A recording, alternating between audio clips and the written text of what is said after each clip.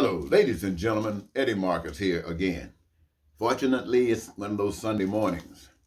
Many of you are at church, and I'm here at my little spot doing what I do every day, getting a message to you, hoping that it could bring some clarity, and you can begin maybe to desire to live. And who knows, it might just happen. You know, ladies and gentlemen, when we think about the whole process of things, and we do think about that sometimes, we look at our lives and say, where did it come from? How did it start? And many of us go back to what we've heard. We've heard that there was a heavenly host one time. We heard that only angels lived there.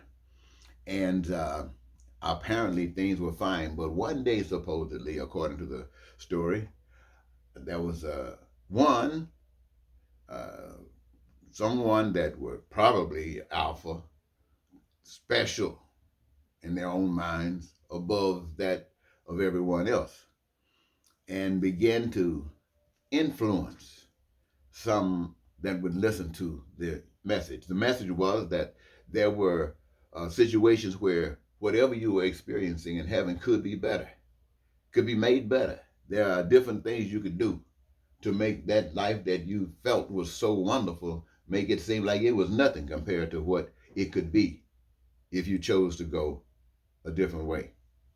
And that way was a way that prevented heaven from continuously experiencing, because it required something to take place that was abnormal for heaven. And so for heaven to continue to exist, it had to be kicked out. He called it evil. It destroyed.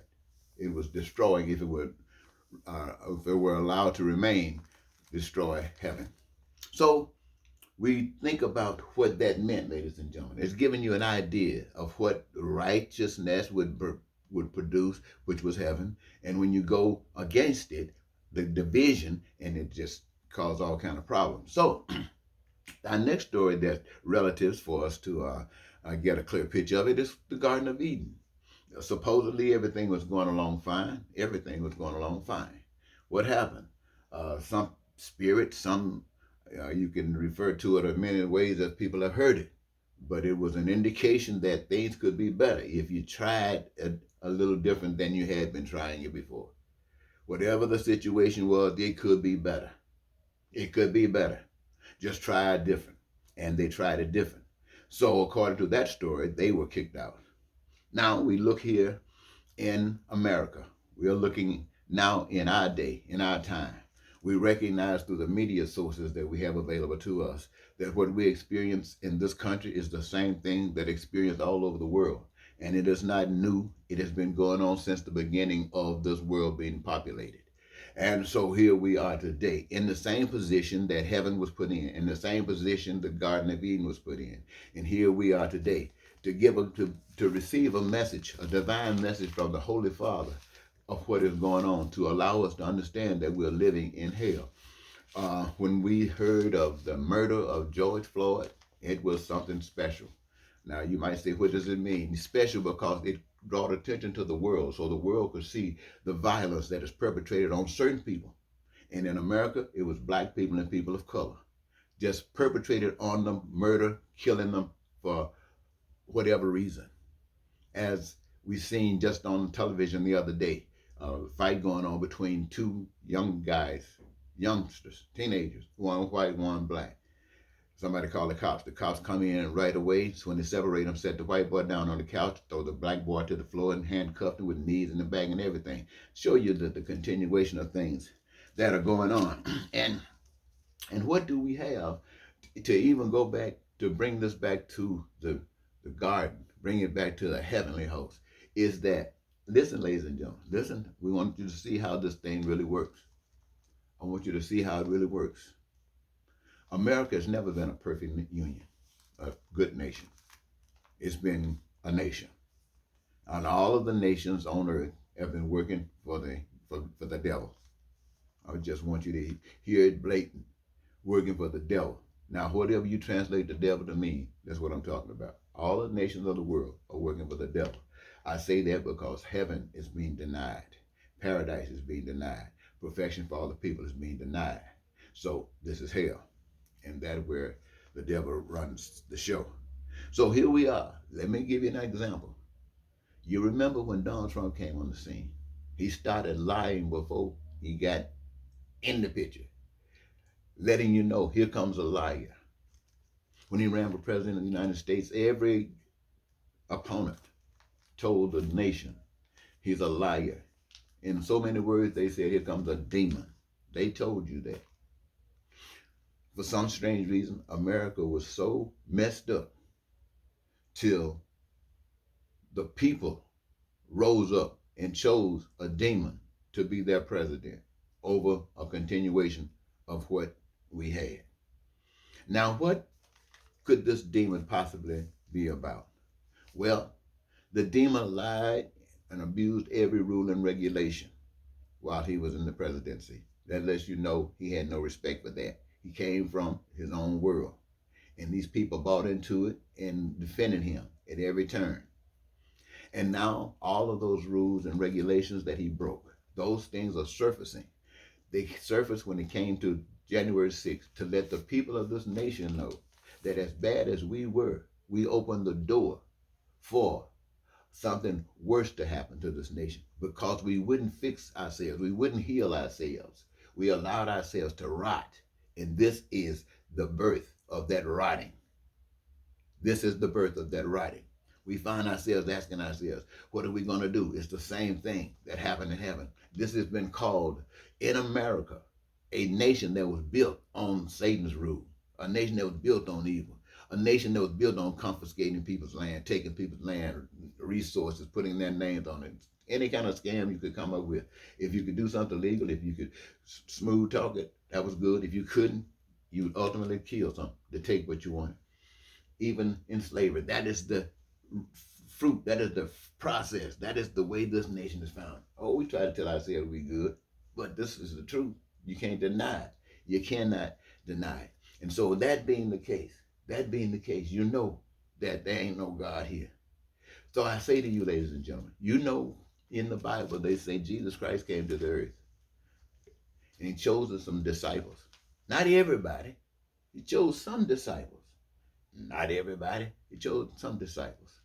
Now, in the world that we live in today, let's just say America, we got preachers all over the place.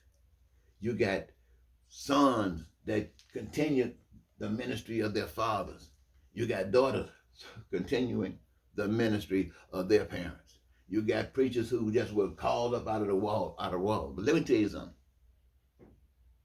Everybody that's out there talking about God don't know nothing about God. You got people just like you believing in God. And what you believe in, you don't know. And you can be easily influenced to try something different because you don't know. But there are some amongst us who have been called of God. And you know they've been called, and they know they've been called. How do they know?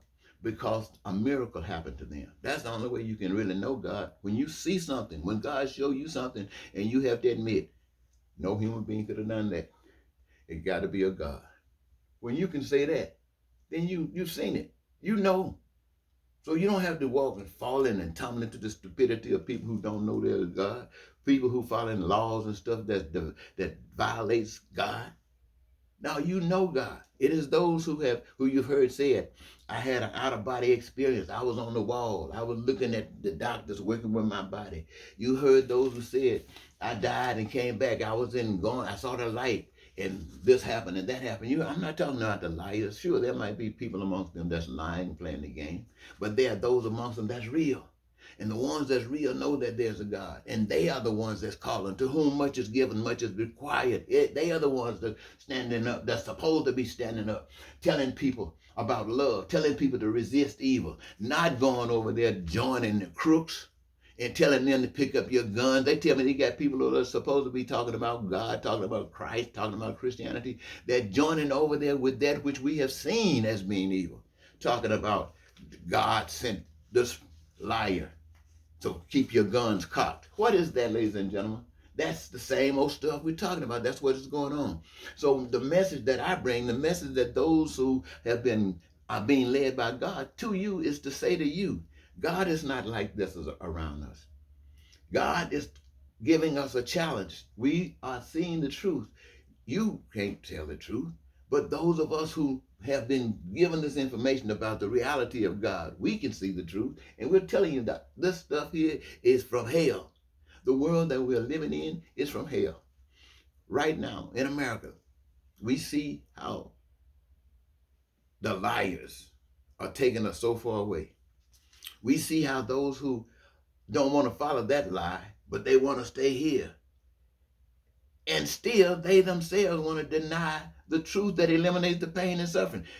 America, even though Trump and those guys are trying to cause more pain and suffering, America is satisfied with the pain and suffering that we got.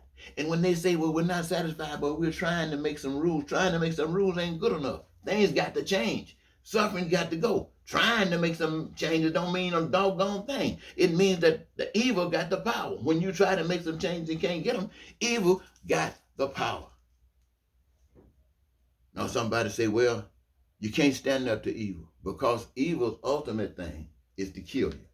Just like over in Ukraine today, the Russians, who are nothing but a reflection of all of the nations around the world and what they do, especially ones that got the big stick, especially ones that call themselves powerful. What do? They will go over to another nation, take all of their big armaments, their big sticks, saying to the people, this is how bold we are. I'm from the pit of hell, and I want you to do things the way I want you to do, and I come to bust you on the head if you don't do it. And they got their missiles, and they got their tanks, and they got their ships, and they got their cruisers, and they're all ready to attack helpless people just because they won't yield and bend down to the rules of this particular Satan. Same thing Trump was trying to do with this country. This is a statement about the world, ladies and gentlemen. It's not just about America. It's not just about it. It's a statement about the world. Sure, we here in America should straighten this nation up, because if we can't straighten this nation up, we can't talk about nothing. And what do I mean by straightening this nation? I'm talking about advocating and making sure that we're going to bring peace to this nation, prosperity for everybody, freedom for everybody, joy of life, joy in living, and your dreams coming true. You never have to worry about food, clothing, and shelter, and education. You got it unlimited and unrestricted. Healthcare. We're going to make sure we come up with those cures and not just treatment. We're going to do those things that takes away the pains of the body. This is what we're advocating for. This is what we want, because this represents that power that we know exists, that you don't. And we're standing here telling you that these things can manifest, but in order for it to happen, it's going to happen because you, the people, who gave Satan all this power to beat people down, to rob people's lives, to have them running from one country to another, trying to find some refuge.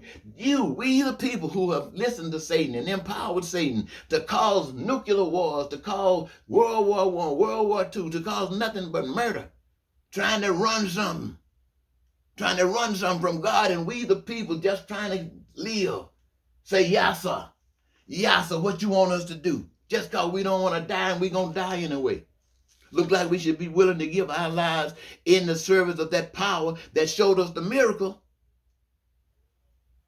as opposed to picking up guns, going killing folks for people who won't even give you a house when you come back if you got a leg or something blown off. They got problems with you. Even your president say he can't stand, your ex-president say he can't stand you if you got hurt. You don't believe in people getting hurt and captured. Well, I just wanted to use this Sunday to take this moment in time to point out to you that the things that's going around that we see our lives indulged in every day is a representation of what you in that church about today. That book is supposed to be making you aware of that all of this stuff that's happening is evil. But it should also make you aware of that there's a power that calls you to do more than talk, to cause you to do more than say, I'm saved, to cause you to do more than take your sacrament, to cause you to do more than get up and dance and go home and go back to working for Satan so you can pay your bills. No, my friends. No. That's believing. That's not knowing what you're doing. You better wake up, because God is real. And God wants you to be loved. But you got to know the truth and become vessels of love, and let God in your life cause you to love one another. I want you to know that's my message to you today. Wake up and live. Until next time, this is Eddie Marcus saying goodbye.